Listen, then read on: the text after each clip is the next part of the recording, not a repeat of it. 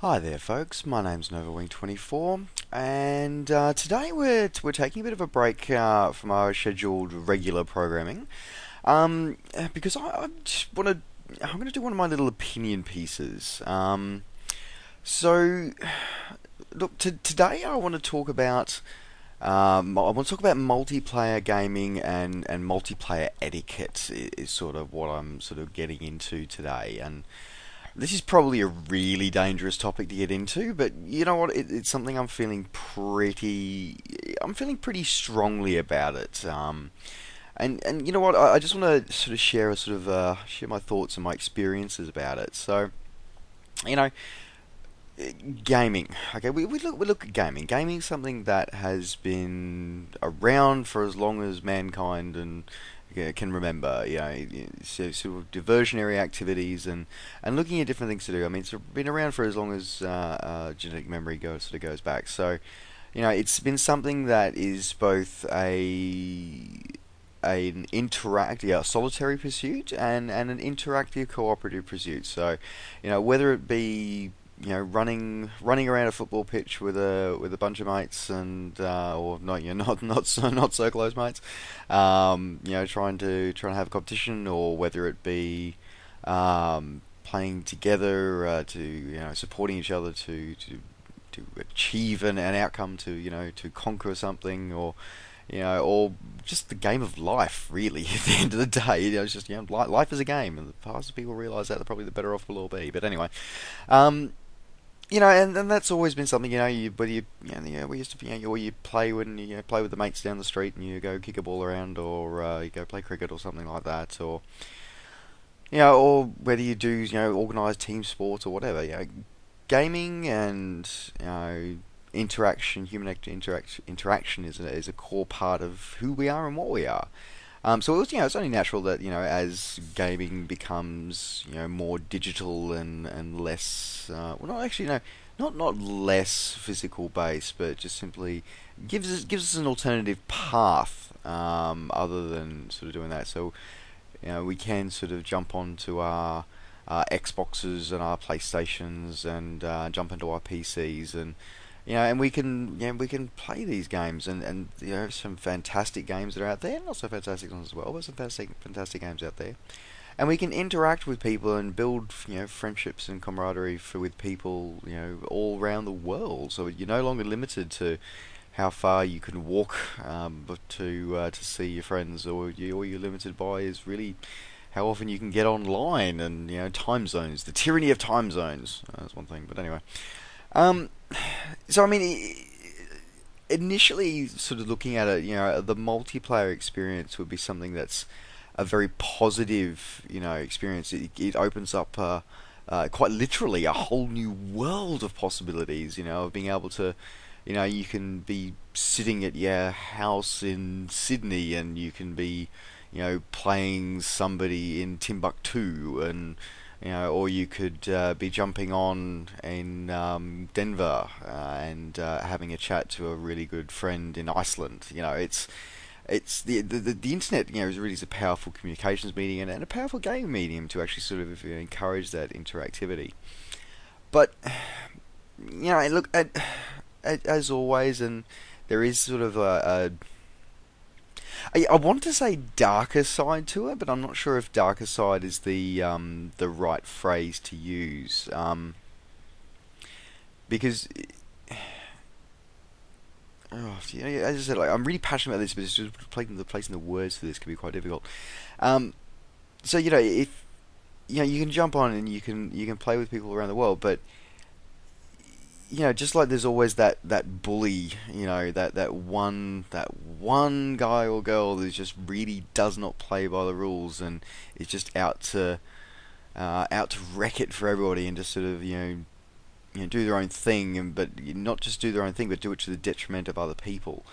And the sad reality is that often comes out a lot more with the anonymity that's presented by the internet than it does as much in sort of face to face competition, as it were.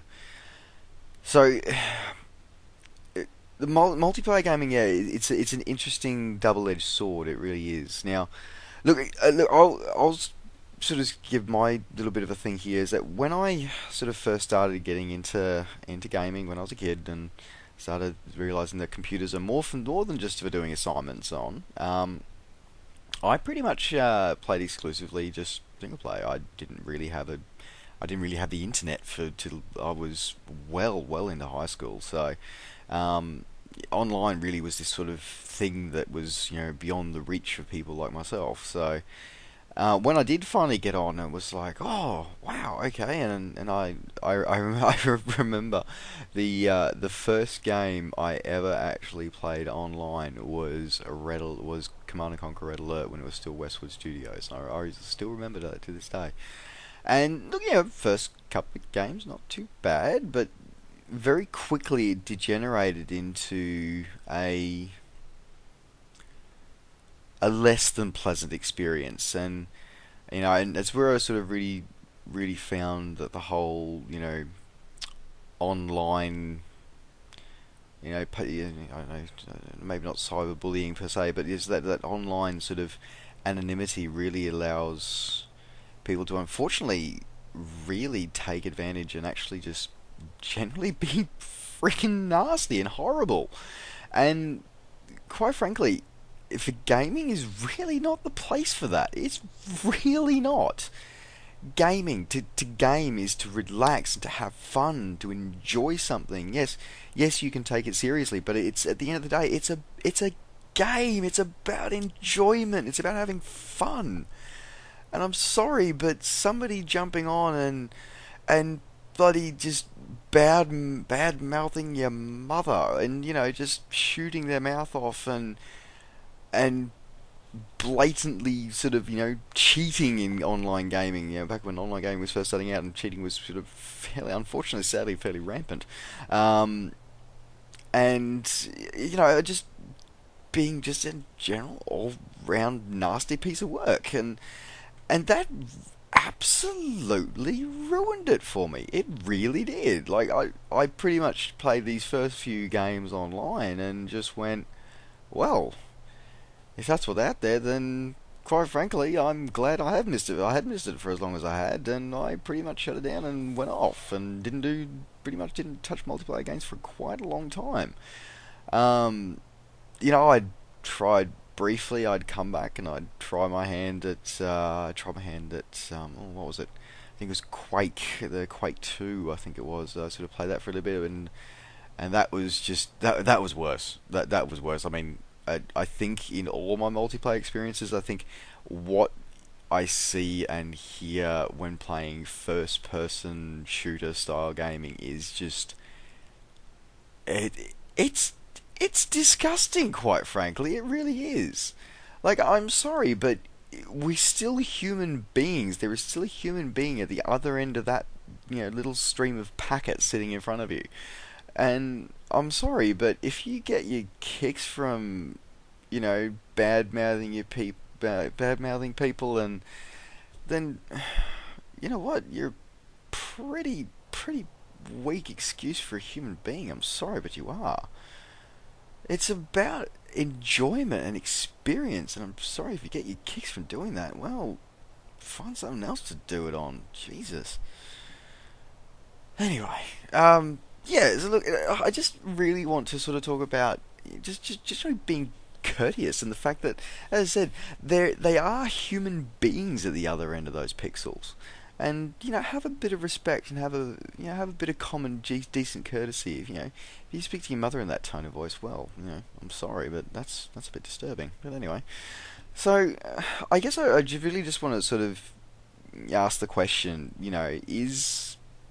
is multiplayer etiquette dead? Like, is just general human politeness just gone? When it comes to on the other end, when it's on the other end of a computer screen, and and as I said, like what I see is just, it really disturbs me a little bit. It really does, and I've seen some pretty damn awful things happen, and it's just Okay, a classic example. So, as you know, I do a bit of a co-cast, normally on a Friday with my wife. Now, my wife, Glitter, she likes her first-person shooters. She plays quite a lot online, and one of her favourites is Left 4 Dead.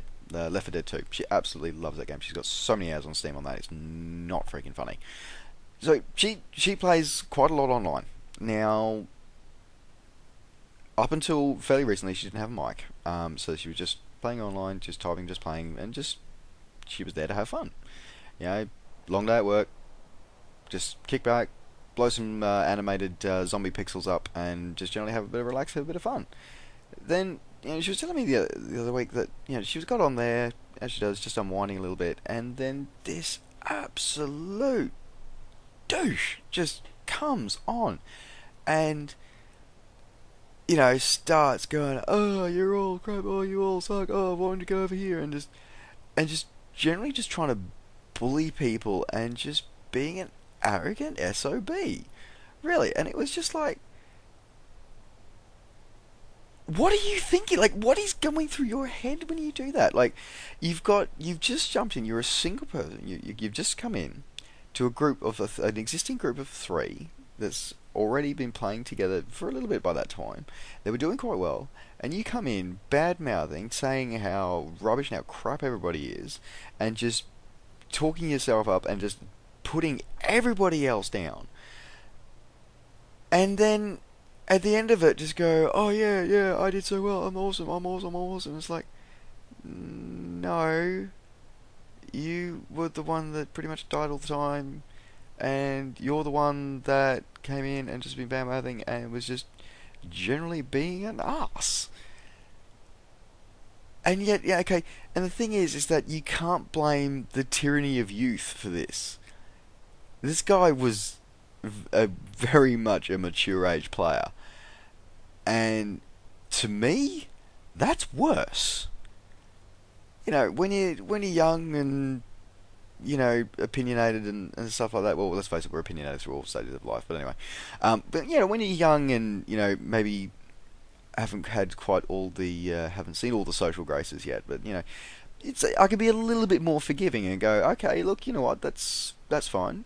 You're just young. Well, okay, that's fine. Let's try and guide you onto a path where you actually can be a productive member of society and actually give constructive information, constructive criticism.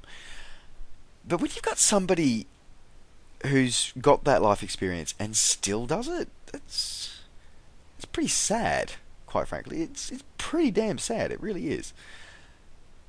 So and other things like for example, if you're joining a group, whether you're joining a clan to play Battlefield, or whether you're joining a team, a server full of flyers, or whether you're playing as you're jumping into a strategy game as part of a team, have the common courtesy to say hi and be polite, say thank you, and if it's an organised tournament or an organised event, have the freaking common courtesy to not just rock up and just go, right, I knew this event was on, I'm just going to turn up.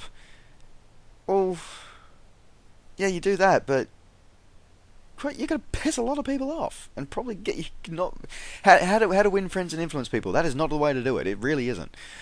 If you're going to be joining an organised event, take the time to read information about it.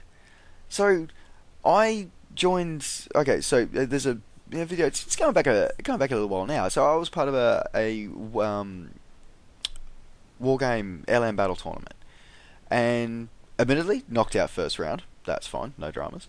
But I took the time to read the event rules, read the event, be there at the allocated time, and sort stuff out. And you know what? The teammates I was with, for personal reasons and technical glitches, couldn't actually make it, and that was fine. They let me know, no worries. I let the other team that I was playing against know. If you want to watch the video, by the way, it is on my channel. It is absolutely hilarious. And you know, we went back through the rules, and I spoke with the scheduled opponents, and we agreed to play the game anyway. And you know what? I lost epically, but by God, I think it was the most fun I ever had in that title. It really was. It was so fun, and it was all because we talked. You communicated in a polite and forthright fashion in a way that actually acknowledges the fact that everybody's human. Now, there's, you know, and oppose that to there was a recent talk of a tournament being launched for Alien Battle not long before Red Dragon came out, and it didn't even get off the ground because people were just being frankly rude, horrible, and arrogant to each other. They didn't bother reading the rules. They just made their own stuff. They went along, and it all fell apart. And then people were like complaining about it. It's like, well, guys, if you got your proverbial together to start with and actually read what you're getting into, maybe that wouldn't have happened. So it does concern me, but there's always a silver lining. There is always a silver lining. So look, I've bitched a fair bit about this now. So now I'm going to go to the positives. So the positives of a multiplayer online experience. Now, since I've come back to multiplayer, I'm very cautious about what I play, when I play, and where I play. I tend to sort of just sit and listen and observe for a little bit, and then okay, if I go, yeah, no worries, this feels like a community that's open and into and interested in discussions and interested in, you know, treating each other as human beings, then that's an organisation I'll become part of. I have been members of clans, and I have left clans, you know, come and gone like roundabouts at times because they've seemed okay, and then they've just really not been, and or there's been a change of direction, and people have just descended into bickering, and it's just, I'm sorry, I deal with that enough in my personal and my work life. Thank you very much. I deal with that enough. When I game to relax. I game to have fun. I game to get what gaming is. It's a bit of escapism. That's what I do, and I don't want to deal with people's, you know, annoying and just being rude and arrogant. You know, it's a really classic saying that you know, the kids get told when they grow up, if you haven't got anything nice to say, don't say it. Why can't we remember that as adults? Why? I don't know. Anyway. But look, multiplayer has a great thing. Now, I've had some fantastic experiences as well. I've met some fantastic people, and I've met people who I have not met in person, but I proudly and happily call and say they are part of my closest friends now. I have people from all over the world, and the power of multiplayer gaming is that it can bring people, it brings people together who share interests, who share a like-minded passion. And when you find those people, that is a fantastic day. It really is. And it opens your horizons, it broadens your horizons so much. And when you can have that amazing interaction, that learning experience. So, best one. I love my history. I absolutely love my history. I love my gaming, I love my aviation, I love my history. Some of the group flights I've been taking part with recently with the guys over at msflights.net, a lot of them go through, like there's a couple of them which go through historical, you know, historical history. Bad alliteration there. Oh, excuse me. Historical events and history about areas that we're going through, and the people who, you know, all, you know, different countries of the world, and learning about things that, you know, I just never knew before. It's just, that's fantastic. It's really exciting, and I love it. And thank you to those people that do all the research, that take all the time to prepare, you know, these events, that take the time to prepare and create mods for games, and host tournaments, and, you know, go forth and organise group flights, and just organise events which are positive and kept in a positive light. And one of the classic things that I remember, and this is something that one of my new online friends has said, and I hope he doesn't mind me paraphrasing him with this one, but he told me once that he's always polite and always very happy to help people when they ask, and when they, they express a desire, they want to learn, and they show an interest and a desire to learn and take an interest in something and actually grow as people.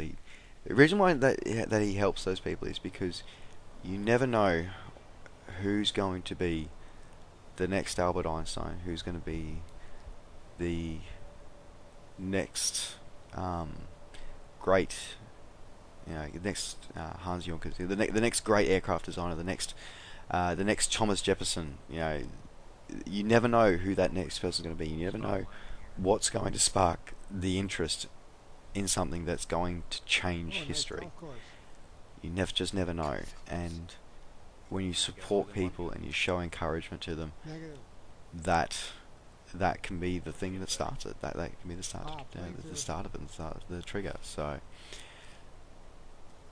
best thing I can say is that when you're online, and this is just not gaming, this is just online in general. Remember, there's a human being at the other end. Be polite, be courteous. If you need help, ask for it. You'd be surprised how many people are willing to help. But at the same time, don't expect to be spoon-fed everything.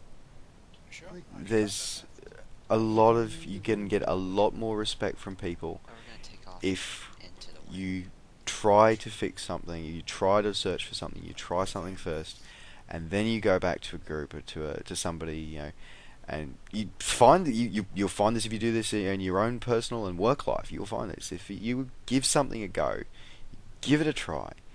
You still can't get it, then you go to someone and you say, look, I've tried looking for this information. I've looked on Google, I've looked on my company's page, I've done my research on this manufacturer, but I can't find how to do this.